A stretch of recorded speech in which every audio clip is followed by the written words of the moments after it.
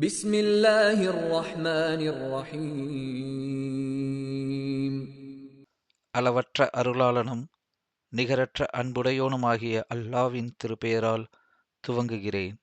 إذا جاء نصر الله والفتح அல்லாவுடைய உதவியும் வெற்றியும் வரும்போதும், ورأيت الناس يدخلون في دين الله أفواجا மேலும் அல்லாவின் மார்க்கத்தில் மக்கள் அணியணியாக பிரவேசிப்பதை நீங்கள் காணும்போதும், فسبح بحمد ربك واستغفره إنه كان توابا.